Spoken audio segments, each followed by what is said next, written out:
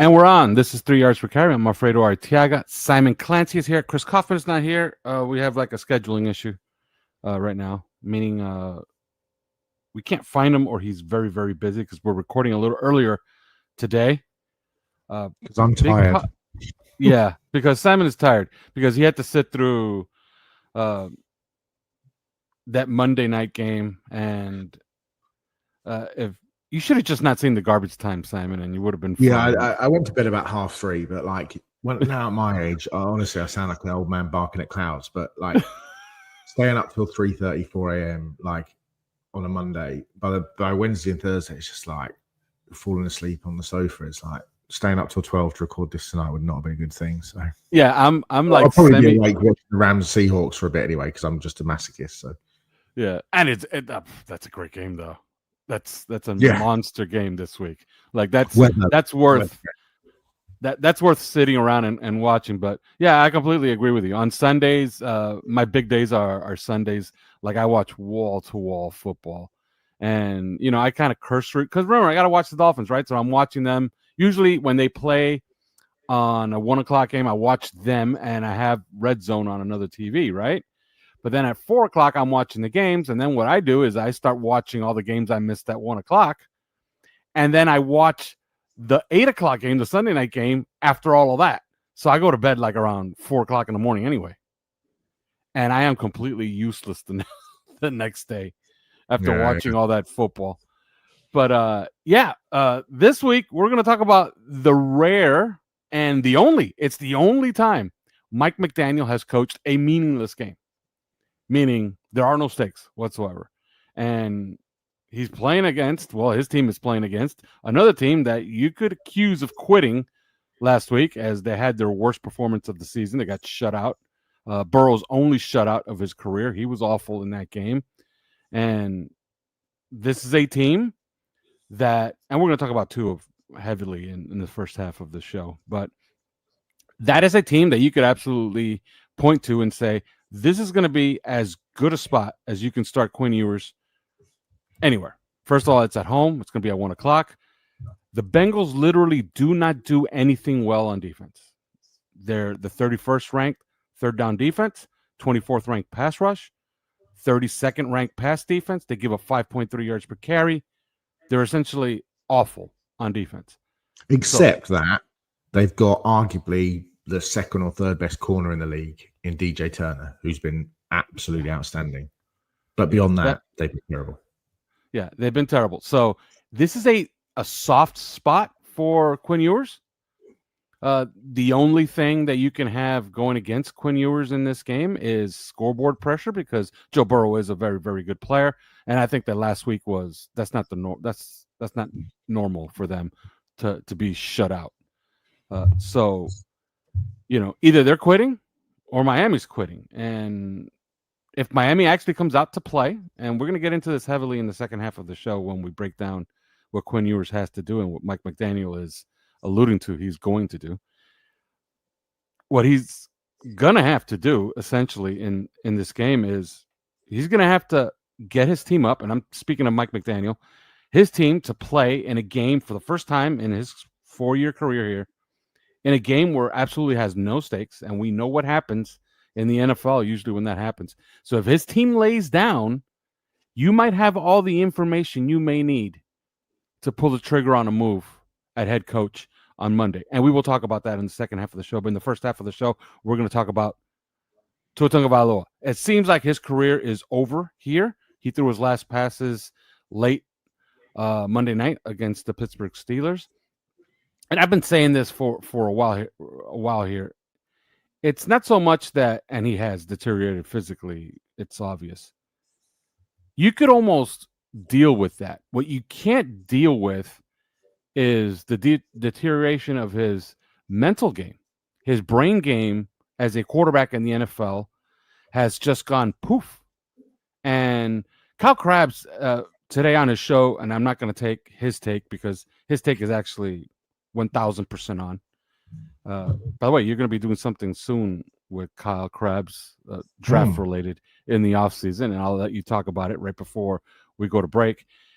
But he was talking about, look, and I was noticing this as well. That glance rail route that we've seen Tua throw, Tua could throw that. He could almost punt that ball out there, and it'll be on time. And you could see it this year, him passing up windows, him waiting for second windows to open up, him just essentially just looking off his safety valves and trying to look for the deeper play. And that's led to turnovers. That's led to poor quarterback play. That play, that interception against the New Orleans Saints, I'd still go back to it. Might have been the dumbest play he's made all season because they called the combination that was absolutely glorious. It was going to pop wide open for Darren Waller for a big gain.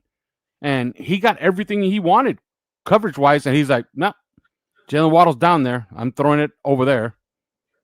It's been that way all season. Like I said, I don't have too many issues with him physically, although we know he's deteriorating. It's his mental game, which has made him borderline unplayable this season. Your thoughts, Simon? Yeah, I mean, I said it on Monday. I said that I didn't think he should play again. And he's been spiraling downwards. This isn't a new thing. You know, we've been kind of slowly marching towards the end of the Tua era, I think, for 18 months now, actually. We've been 12-13 in his last 25 starts, 2-9 against teams with winning records in that span. And I think, you know, I said it 4 or 5 weeks ago that he was playing like a bottom 10 quarterback in the league. And I think now he's a bottom 3 or 4 quarterback in the league. I mean, you know, Mike McDaniel said it himself, the team needs convicted quarterback play, and we just haven't had it. And I think you go back to 2023 when he was, you know, in the running for MVP. And I don't just think in the running for MVP at week 8, he was in the running for the MVP award in week 14, 15. And he was confident. He was convicted in terms of the scheme and the system and what he was doing. He would just, you know, point fire, back of his drop, boom, away it would go. You know, it didn't matter what defenses tried to do. He ran that RPO attack just brilliantly. And it was the perfect marriage, I think, of kind of anticipation and trust between head coach and quarterback. And I think when he was operating on time at that point, there was very few quarterbacks that could match him in that year of 2023. He's just I don't even know what the word is, just a shell of that. Now, you know, he's hesitant when he should be aggressive. He's reckless when he should be cautious. You know, I was looking at it earlier on. His success rate on throws of 15 or more air yards is 39%, which is the lowest since his rookie year, and it's way below the league average. He's got a 30% success rate when he holds the ball for more than 3 seconds this season, which is the worst of his career, and 9 points below the league average. You know, we're not creating explosives anymore. And you can point to, you know, Tyreek Hill being injured, but he doesn't trust any of the receivers beyond Jalen Waddle. You know, Malik Washington is treated like a sort of a gadget player. He never throws the ball to Nick Westbrook-Ikhine. And, you know, we've got the running game that Dan Marino and Ryan Tannehill were crying out for, and yet we've just not been able to do anything. And I would have significant doubts about whether anybody would view him now as a long-term starter moving forwards. I don't think that will be. He will be. But I think it's the right decision. And whether that, look, to me, the most interesting thing is what happens in the off season. You know, who is going to be the general manager? Who is going to be the head coach? And those two, I think a lot of that goes hand in hand. I just can't see Mike McDaniel staying as head coach. I just think there's too many things beyond, you know, I had somebody message me on Twitter today and say, yeah, but, you know, he's proved that can develop a quarterback, and he, you know, now he needs to develop his own quarterback. And I'd argue, well, you know, he was the 5th overall pick in the draft. You know, what's happened? There's something. 2 years. Sorry to interrupt you, Simon, but there's something insidious going on out there when you know who his friends in the media are, because they're the ones that keep talking up how great Mike McDaniel is. And since Monday, it's just been a drumbeat. Almost like a campaign. Like, can you believe that Mike McDaniel turned Tua Tagovailoa into an awesome quarterback for 2 seasons? Can you believe that he did that? I would contend that Tua was awesome for 2 seasons because Tua made himself awesome for 2 seasons, not because Mike McDaniel did anything special. So I don't know how you feel about that. I think it's Weasley because we kind of know where it's coming from. I know you're trying to save your skin, but you don't have to bring and pull other people down with you to save your own skin. So I don't know what you think about that. If he's expediting his Maybe. exit out of here because of that, or I kind of get it. doing that. I kind of get it, and it's clear that there's been a divorce between the quarterback and the head coach, and that's obvious.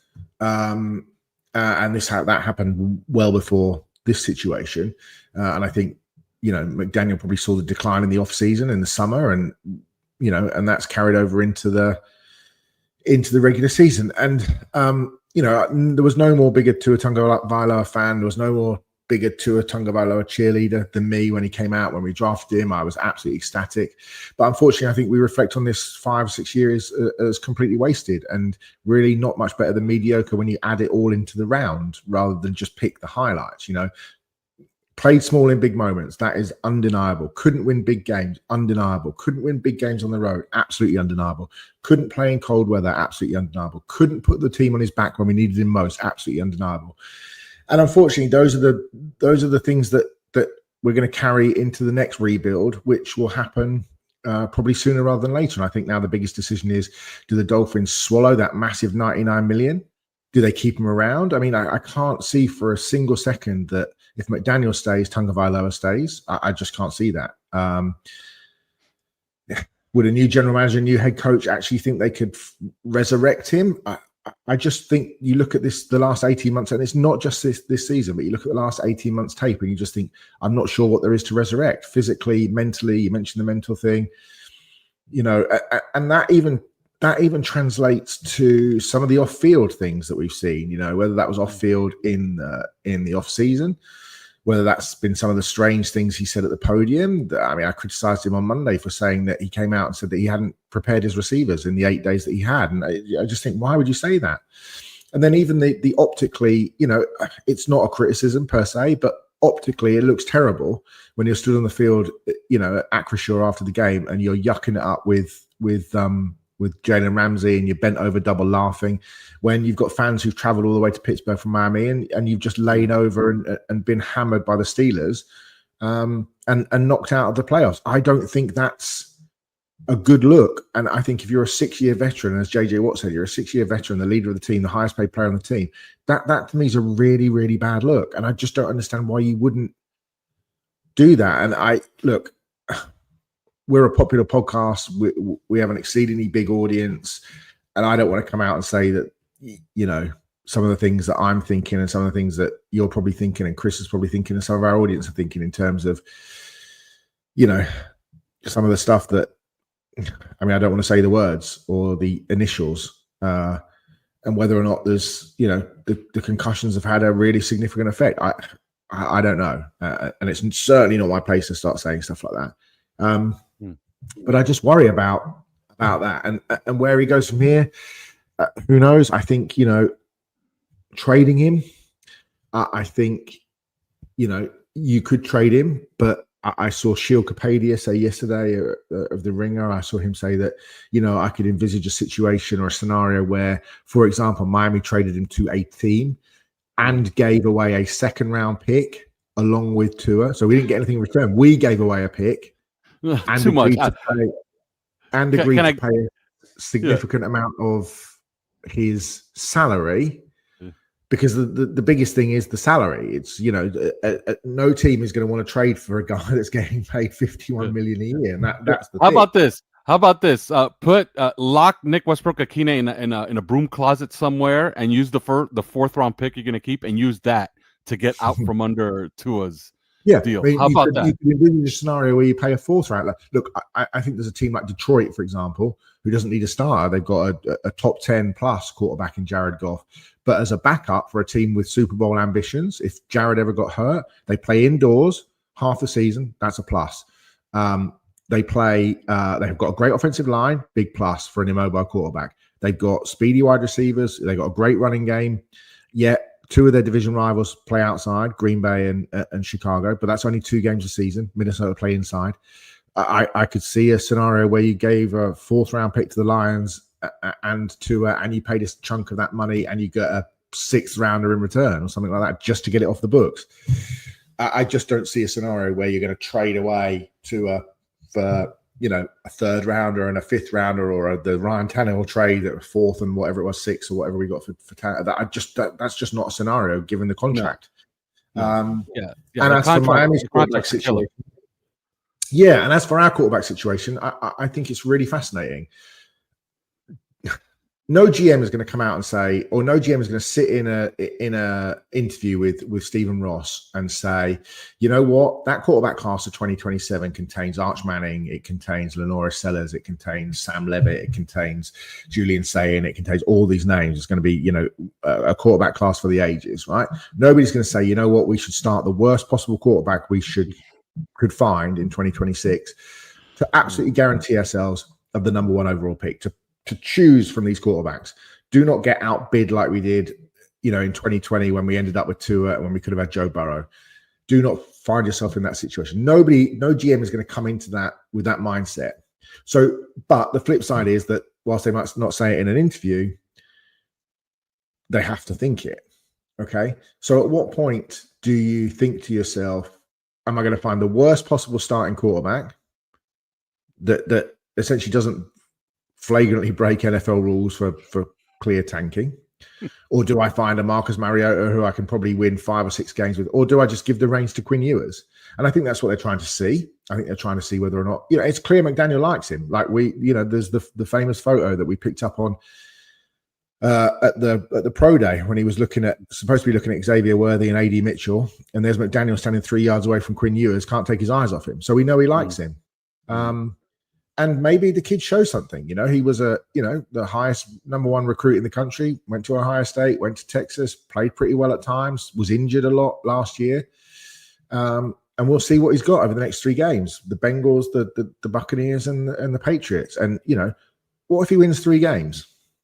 I'm not saying he will, but what if he wins 3 games? You probably have to say he's got a leg up to be the starter in 2020. If he wins 3 games and he plays well, he's the starter in 2026. Yeah. What if he wins 2 games and plays well? What if he wins 1 game but plays well in all 3 games? Yeah. I think you probably got to say, you know what? This is our starting quarterback in 2026. And you give him a year and you see what you've got with him. And if at the end of 2026 it doesn't work out, then you are you're in a great situation to move on because you've got this great draft.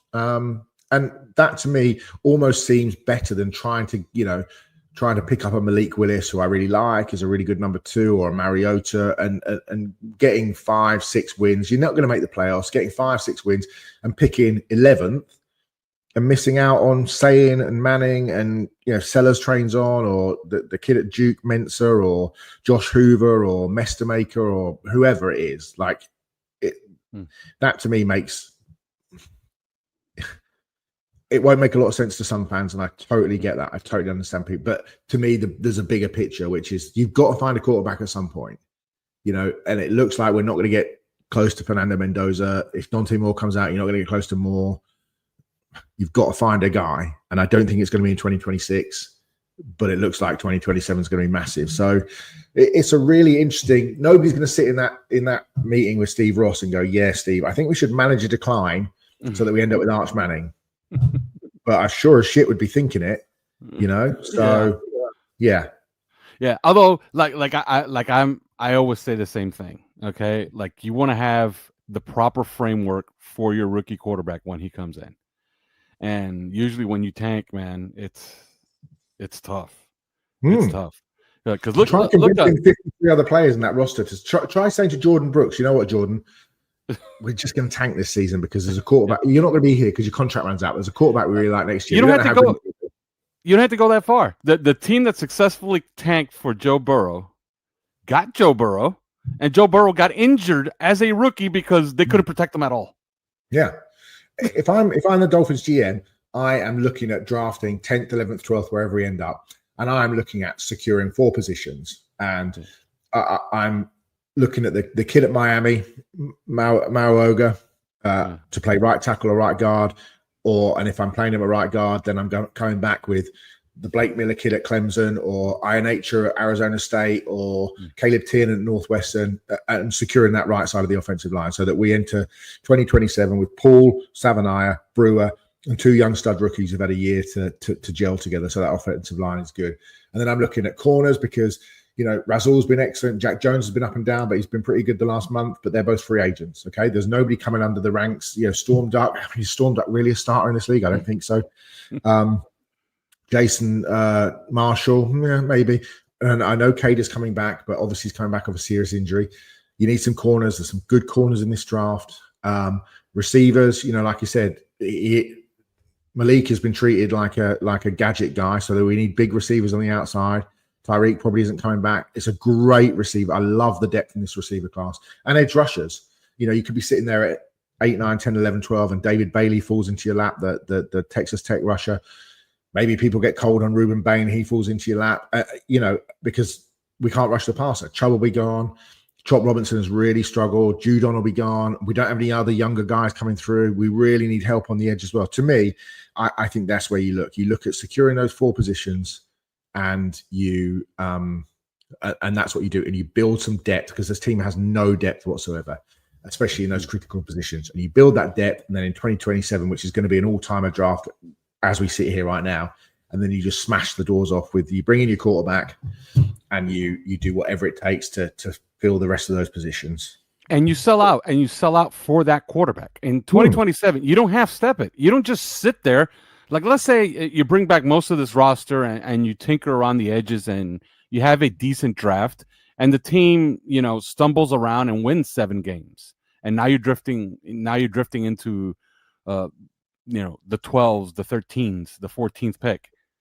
Have the conviction to pick your quarterback and sell out for him. Trade 3 first-round picks if you have to get your guy. Don't just sit there and say, well, we're picking 13th, so we're going to take the 8th quarterback off the board. No, don't do that. It worked out for Denver, and everybody keeps mentioning Denver. Denver actually built the framework around a quarterback, and they took the 6th quarterback. And we still don't know if Bo Nix is any good, but my God, did he look great last week. They're the number 1 seed, and they took a horrific cap hit by cutting Russell Wilson. So the examples are there. The examples are there to have success.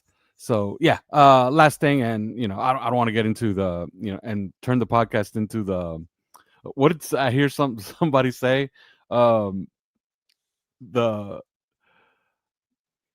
Desperate Housewives of football, but we kind of know that Tua has gone under, and I'm not going to mention them.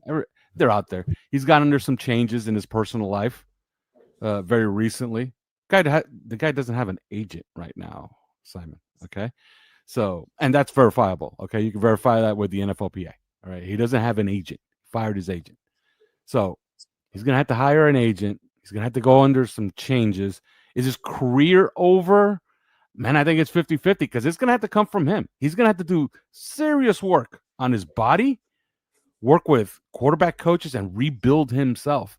Because, and I hate to say this because it's the worst indictment you can have of an athlete. Some guys treat that payday as a destination, and others treat it as a jumping off point, Others treat it as, okay, now I have to work. I have to live up to this money. I want to prove I'm worth the $54 million a year. Other people are like, I got my $54 million. I don't have to prove shit. Yeah. And unfortunately, it looks one way and it doesn't look the other. If he wants that career, if he wants that longer career, obviously he's going to have to resurrect himself. I think there's going to be opportunities. Patrick Mahomes returns in October. Can Andy Reid make it through 6 games with Tua? I just tell Tua, man, can you get us to 4-2? Can you get us to 3-3 before Patrick Mahomes takes over? Kansas City's an opportunity. It's not cold in Kansas City in September and October. Okay.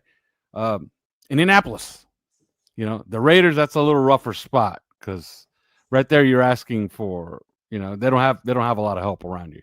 Their offensive line's not very good. They don't have receivers. The offensive line terrible. They have a tight end and they have a running back. That's the team. And I don't know if that's what you want to do. But the Colts and the Chiefs, those are attractive spots. Minnesota, I don't know. I think J.J. McCarthy probably has that job. So I wouldn't think that Minnesota is an option. But yeah, he's going to have opportunities, but it's going to have to come from him. It's going to have to come from him. He's going to have to rebuild his game. He's going to have to rebuild his body. It's going to have to come from him, and he's going to have to prove that getting paid wasn't a destination. It was a jumping off point, because as of right now, it looks like it was a destination for him.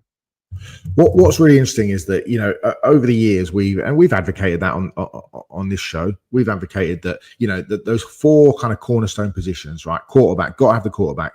Left tackle, you've got to have the left tackle. You've got to have the big corner, and you've got to have the quarterback. Those four positions. And in this scheme, the center. You need a center in this scheme. Yeah, but just generally, they're the four that we've always talked about, right? And you look at the best teams in the league, and I would say that, I mean, to me, the NFC Championship preview game looks like tonight, Seattle and the Rams. But you look at the Rams, you know, Matthew Stafford, obviously, you know, MVP candidate this year, Hall of Famer, won a Super Bowl, still got the arm, brilliant, you know, great corner, a great quarterback. I mean, you wouldn't necessarily say they've obviously got you know, really good pass rushers, you know, in terms of Verse and Byron Young, and you know, Verse maybe hasn't played quite as well this year, but he's still an absolute physical force. But you wouldn't necessarily say that Alaric Jackson is an absolute nailed on top 7 or 8 left tackle in this league. And, you know, in terms of corners, you look at the corners, and again, you kind of go, oh, okay, well, you know, Kobe Durant and Forbes and Kendrick and, you know, Keller Witherspoon's a decent player, but you're not like, whereas you look at Denver, for example, Garrett Bowles, all-pro type left tackle. I mean, what a resurrection for him. Pat Surtain, they got the two guys on the edge. Benito's an absolute stud, and the Ohio State kid on the other side. And then Nix is kind of like, okay, what is he going to be? Can you really go deep in the playoffs with Bo Nix? But look at Miami. We've only got one of those players. Do you know what I mean? You know, you'd say that Patrick Paul's a cornerstone that you can build around, right? We don't have the cornerback. We don't have the quarterback. And to me, Chop Robinson is everything I thought he was going to be at Penn State. I was worried about him at Penn State, and you know, he's shown flashes, but he hasn't yet developed into somebody that you would think is anything other than a sub-package pass rusher. And at the moment, he can't get home, even against right tackles, and not even great right tackles. So I think for the Dolphins, what they've got to try and do is really load up on those, you know, those positions. But also, I think you can win without, you know, absolutely selling the whole farm to make sure that you nail those positions. I think that having 2 or 3 of those positions now is good enough, because you can get by. Teams are getting by with really good depth. Like, look at the Rams, for example. Defensively, the Rams' best player this year, without question, and is probably going to be an all-pro, is an undrafted free agent linebacker from Colorado called Nate Landman. You know, and if he's not a first-team all-pro, he'll be a second-team all-pro. He's an absolutely lights-out season. Sean Dolak, the kid from Buffalo, they drafted in the 6th round, has had a really big he's had a big year. Cam Curl, free agent safety they picked up from Washington, really good player. It's finding the mesh, finding the right kind of combination. Like at receiver, you know, Devontae Adams goes down. Adams doesn't play over here in London. Kanata Mumpfield, receiver I loved, 7th rounder, 242nd pick, came in, had a couple of touchdown catches. You know, it's finding that mix. You know, the Rams have been able to do that heavy personnel of 3 tight ends with Davis Allen and Ferguson and Parkinson and Nick Vanette, you know, rolling in. We've done it with Brunskill and Julian Hill, but haven't quite stuck to it. And we obviously don't have a quarterback the same way as Stafford does. But I just think we've got to find a bit more quality depth to be able to say, you know what, these 3 safeties, that they're absolutely fine. Like, whereas the guys we've got, they feel like liabilities in situations. And I just think finding that and building that roster, and I think that's been the problem draft-wise from 2020 to 2025, is that we haven't really done a good enough job. And those back-to-back drafts where we ended up with Ezukama and Tyndall and the corner from South Carolina, the 2nd round, you know, we just didn't do enough to fill the bottom half of that roster. And I think that's what that's a huge challenge. I mean, there are many huge challenges for the next GM, but that is as big a challenge as there is out there. Yeah, they got 5 picks in the first 2 days. Man, I would try to use a couple of those picks to add more if you can. Like, you're gonna have to do this to the draft. Look, like, there is no free agency until 2027. So fans that are listening to this, and I know we get our biggest numbers as soon as free agency rolls around, and it's fun. It's fun because you're essentially just, you're playing Madden. You're adding a player. Like, man, we need a right guard. So we'll just buy a right guard and we'll just plug him in. There is no free agency this year. Besides, the obligatory first round, 1 year deals that you're going to hand out. I said it on the podcast a few weeks ago, and we were kind of all generally in agreement that 2028/2029 is really realistically going to be the time where the Dolphins are relevant again, because it's going to take time. Yeah, as far as to make a run at absolutely anything. 27, you could look at it and say, hey, we're exciting. We could be a playoff team in 2027. The offensive line is fixed. 2027, you got a quarterback. You might not start straight away, but it's Arch Manning, and he's big, he's physical, he can throw the hell out of it, he can move the pocket, he can run. He could be the guy. We added this kid. Yeah, you could be a 6-7 seed, and you never know. Maybe you win a game, or something like that. But realistically, it's 2 years down the road when you can start thinking about doing anything else, because you really have no upward mobility with the cap until 2027, and it's not a lot. 2028, you're a little bit cleaner off of all of this. All right. We're going to go to break, and when we come back, we're going to talk about this game and the college football playoff. Mostly about two games, because there's two games in the slate that are not appetizing, let's just say. All right. But we do get to see Dante Moore play, and that's always a lot of fun.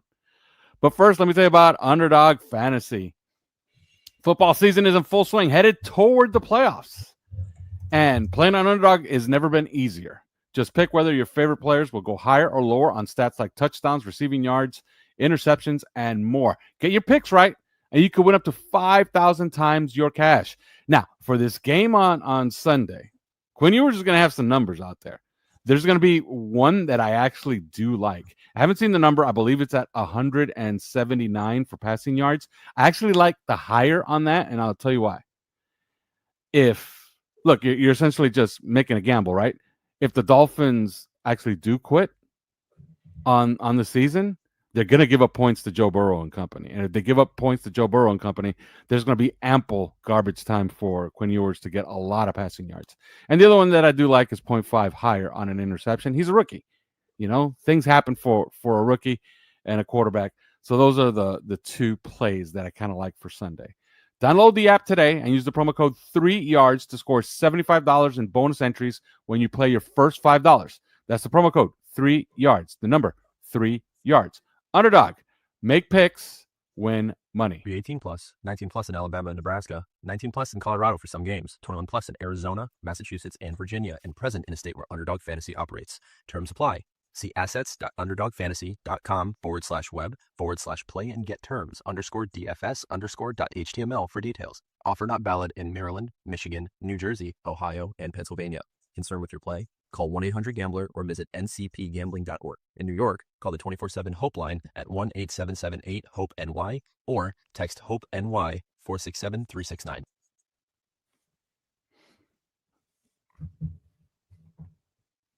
All right. And we are back. I was just getting a text right there. Not Dolphin related, but interesting nonetheless. This game, look, there's a lot of ways, and I actually do find the game fascinating, because at first I was like, okay, they're playing out the string, but then I'm like, wait a minute. They're playing out the string. How do they play out the string? If this team goes out there and absolutely just lays an egg, let's just say they don't compete. They lose by 3 touchdowns, okay? I think you have all the information you needed, right? If they get blown out, McDaniel's done. Yeah. If they compete and they win, and look, I hate to just say win or you're fired, but win or you're fired. You know what I mean? I hate to do that, but it's kind of the fact. This team, the Bengals, my God. You think we're in a bad spot? Bengals, first of all, have a worse record. Okay, they have an elite quarterback. Their elite quarterback is openly talking to the media about, maybe I'm not here in a year or two, and, very introspective about, I don't know if I like football anymore. I don't have my joy. Very reminiscent of Jimmy Butler. The team looked absolutely like garbage against the Ravens, a team that they had beaten with inspired play 2 weeks prior. So they're quitting. We've established that. You can't beat a team that's essentially quitting at home when you're likely a favorite. Yeah, I think we're pretty much done here, I think would be the way I would look at it. How do you look at the results of this game for Mike McDaniel, Simon? Yeah, I think if he loses comfortably or by 2 touchdowns, I think he's done. And look, the Bengals are an explosive team. Offensively, Jamar Chase, T. Higgins, Mike Gesicki coming back, Joe Burrow, I absolutely love. But for the Dolphins, I think it's just got to be a case of running the ball. It's a defense that isn't good against the run. And I think Mike McDaniel should call the game he should have called on Monday night against the Steelers, especially with Ewers at quarterback. Wouldn't surprise me if he play action on the first down, first throw, and just tries to bomb it away deep. But then I would be going back to what we did against Washington, those off-tackle runs that we then inexplicably stopped running in the second quarter when we picked up 10 yards of carry in the first quarter. So I would be doing that heavy dosage of Achane, of Ollie Gordon, and of Jalen Wright until they can stop us. And if they can't stop us, then keep running it, And if Quinn Ewers only throws the ball 15 times and we run for 250 yards, nobody's going to complain. Mm-hmm. But what they don't want to get into a situation is where Burrow and Chase and Higgins are up by 3 touchdowns, and then you've got to say to poor Quinn Ewers, you just got to throw it to get us back in this game. But I would try and control the clock, running the ball. Let's get Achane some big numbers. Let's get Gordon and Wright. The fact that Jalen Wright had 1 carry against the Steelers when he had 24 for 107 the week before is inexplicable to me. And even off of that 1 carry, and it kind of bothered me. That 1 carry, it was a belly. Yeah. He smacked right into a linebacker, and the linebacker you could see was jarred. You could tell that Jalen Wright was actually charged up for the game, and they just put him on ice the rest of the game. Yeah. It's crazy. Let's get that perimeter run game going, and that to me is the most important thing, and that's what I want to see. And to me, that's how you win the game. You don't want to have Quinn dropping back and throwing 40 times. That seems ridiculous to me. But we said it a few weeks ago. If Mike McDaniel goes 2-2, he might save his job. If he gets blown out here after getting blown out and embarrassed on Monday night, especially at the end of the game when you got loads of people all over social media going, what is happening with this slow hurry up offense, the calling timeouts that weren't even there, like the kid from Michigan and the Final Four, all of that sort of stuff. It's like, what are we doing? What are we doing? And that badly on. Yeah, it's funny that you mentioned that. You never lived that down. Chris Webber is in the Basketball Hall of Fame, Simon. Yeah, absolutely. He's most known for calling a timeout that they didn't have and getting a penalty in a Final Four game. In the national championship game, actually, against North Carolina. Yeah. That's what he's known for. And the guy's in the Hall of Fame. Because didn't that result in a technical that then set up in North Carolina it resulted in a technical which ended up being 1 free throw. That's 1 point.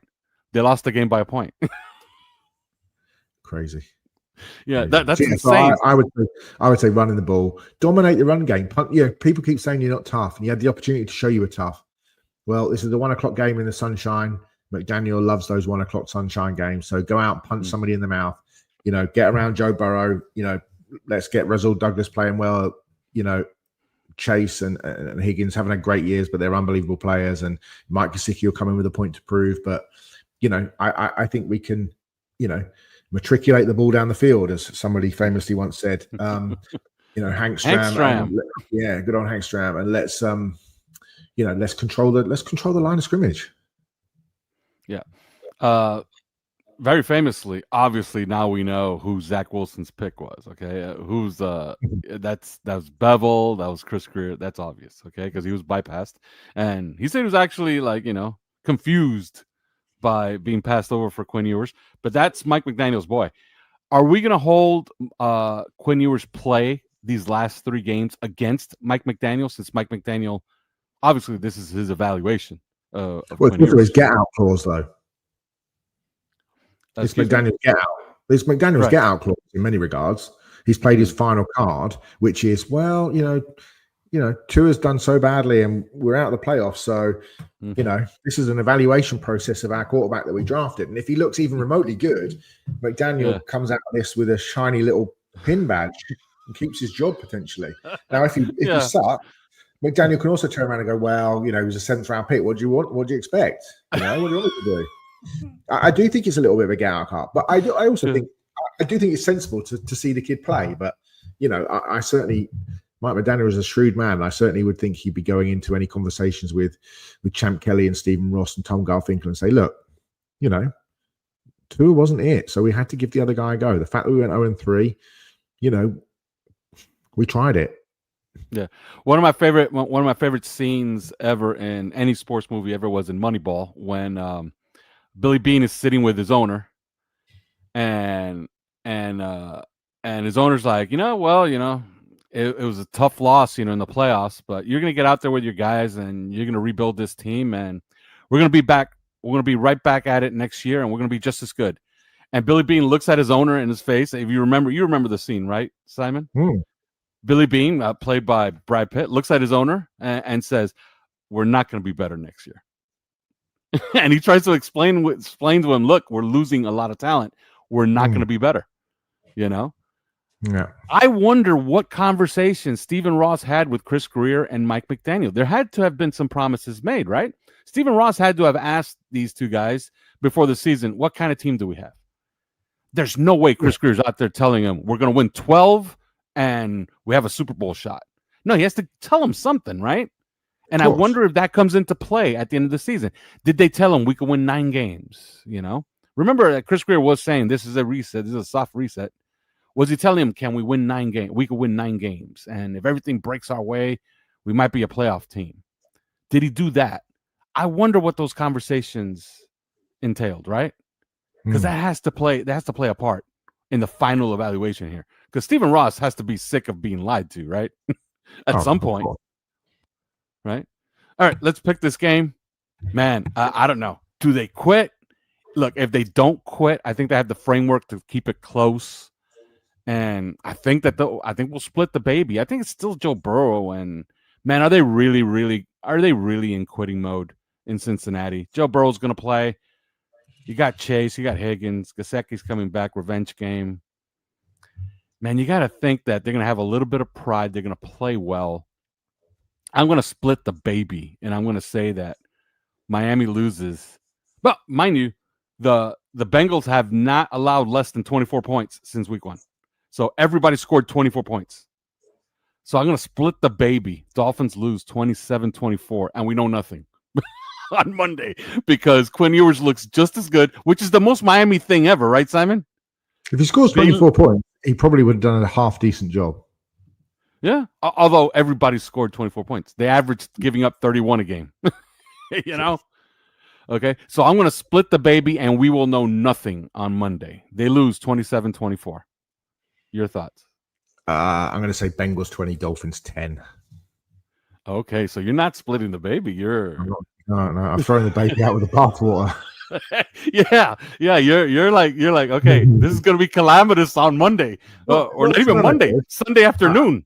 I just think. Look, I might be wrong.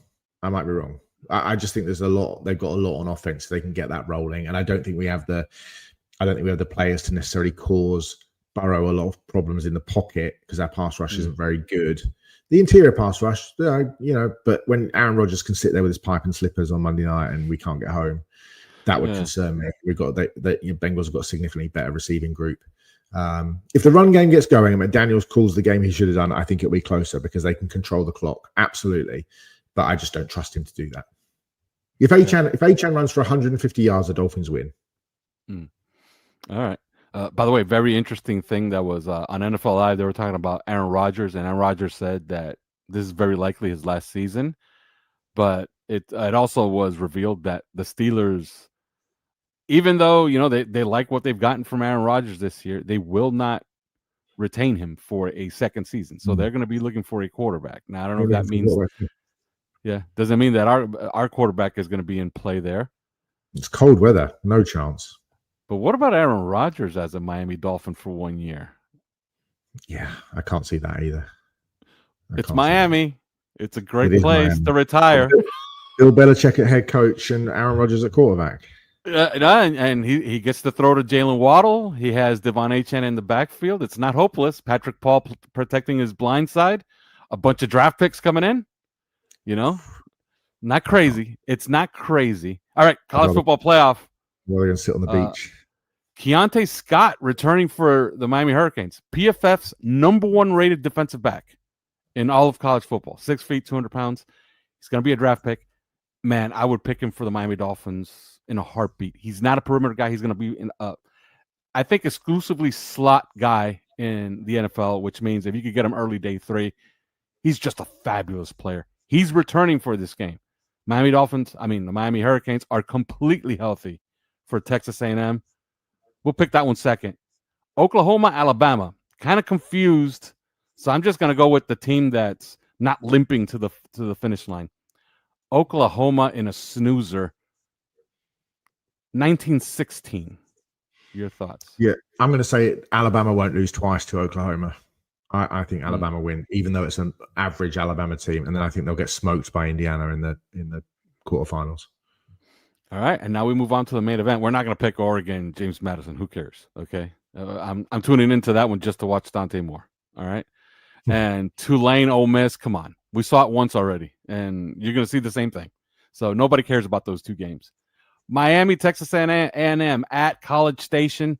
Hurricanes completely healthy. They're getting everybody back. OJ Frederick is coming back. Keontae Scott, again, PFF's #1 rated defensive back, coming back for the Hurricanes. They're going to be completely healthy. CJ Daniels is back. Completely healthy team. Texas A&M, that passing game. Their pass rush, Cassius Howell. I like Miami. I think that they're just, and I am, as you can tell, okay? I'm a biased observer here, but I think Miami's really talented, man. They have no weaknesses. I don't say that, arrogantly. Carson Beck's on his game, and he's on schedule. This team has no weakness. They can run the football. Their pass protection, which this is an insane stat, by the way. Their pressure rate, measured again by PFF, is 14.6%. The next best offensive line, pass blocking, is Ole Miss's for Tristan Chambliss and Trinidad Chambliss, and it's at 20.2%. So it's almost a 6% difference. The offensive line is good. They should neutralize Cassius Howell. The defense is great. 2 first-round defensive ends, but it won't be easy. But they win by a touchdown.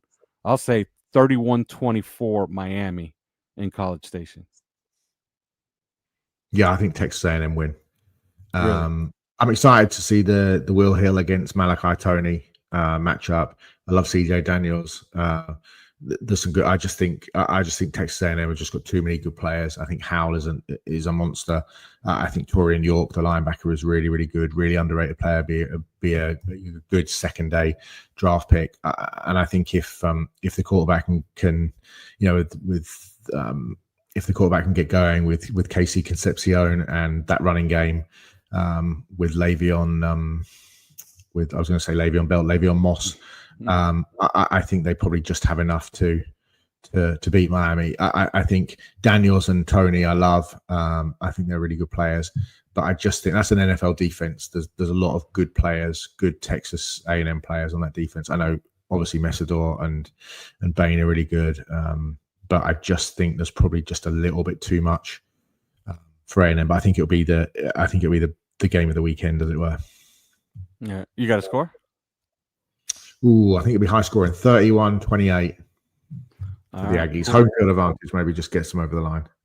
By the way, any thoughts on the Hurricane secondary guys that are going to be available in the draft? Jacoby Thomas and Deontay Scott, 2 heavy hitters, big guys in the secondary. Yeah, I like Scott. I think he's a good player. I think he's obviously draftable. I'm not sure if I've done him yet. Actually, I'm just looking through. I don't think I've done him. Oh yeah, I have. Yeah. So he was at Snow, wasn't he? The JUCO guy. Yeah, I think he's a good player. I think he's probably a slot. might be an outside guy, but I think he's a slot. I like what he does as a blitzer, actually. I think he's a good tackler. He plays fast. He's versatile. I think he's probably a late day 2, early day 3 guy, I think. He's going to be a really good special teams player as well. So, yeah, I like him. Ball production isn't amazing, but he's going to add some serious juice on special teams, both as maybe as a gunner, but also obviously led the SEC in punt return yardage in 2023 when he was at Auburn. So, yeah. Yeah, it's gonna be a lot of fun. And Malachi Tony, I don't know what else to say about him. He is just. By the way, do you know that Malachi Tony has the distinction of not having dropped a pass this year, and he's played. He's an absolute stone cold stud. Yeah, and he's played 30 snaps at quarterback. so yeah, he could do it all. He could do it all. I think he's thrown 6 passes this year, and he has 4 completions and 3 touchdowns. So yeah, he does it all. He does it all, and trust me, they're going to put the ball in his hands a lot on Saturday. It's going to be a lot of fun. And on Monday, we will talk. Maybe we talk about both of it, because maybe we have a rematch of the Fiesta Bowl. Ohio State, I think Miami. the quarterfinal games: Ohio State, Miami / Texas A&M, Georgia, Ole Miss, Indiana, Alabama, Texas Tech, Oregon. That's going to be, that's going to be unbelievable. So, by the way, before the brackets get going, do you have a pick to win it all? Because I got one. I think Georgia's going to bore us to death to a national championship. I don't think anybody's beating that team. Georgia. Do you? This is a tough one. I'd love to see Indiana win. I think that it would just be so great for college football not to have an SEC team or an Ohio State or a Michigan from the Big Ten. I think a team that just comes from absolute left field, like Texas Tech. I'd love to see Texas Tech win it. I'd love to see Indiana win it. Just something a bit different. I'd actually love to see Ole Miss win it, just to fuck Lane Kiffin as well. He gets a ring though, Simon. How much of a fucking is that of Lane Kiffin? Well, he's going to get a ring. Yeah, even so, I think it would be great for those kids who clearly feel let down. You can tell by some of the social media stuff that they've been let down. So yeah, that would be But I'd love Indiana to win it. Kurt Signetti is great. I mean, can you imagine Mendoza's post-game press, like his on-the-field interview with Laura Rutledge or whatever after the game, given what he did when they beat Ohio State in the regular season? He's going to go out in the Big Ten Championship. He's going to go absolutely bonkers. So, I'd love Indiana to win it all. Yeah, it'd be a great story. I just got Georgia. I think Georgia's going to bore us to death as they win every game by less than a touchdown.